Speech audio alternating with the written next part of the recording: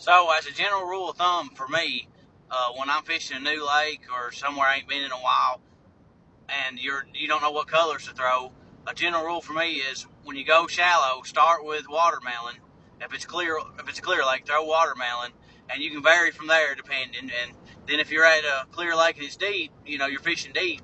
I generally tend to go to green pumpkin. It's just a good base start.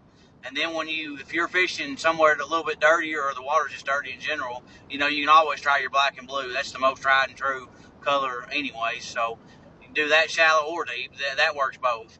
And then you can also deep. You can do like your plums and your June bugs and all that. So that's just for me. That's kind of just a general rule to start with them colors, and then you can always vary, a little bit, or you can do like if you're, green pumpkin with a little bit of orange in it or a little bit of brown or something. You can always vary. But as a general rule of thumb, you start with them colors, and you can spread out and find the exact one that they're biting on.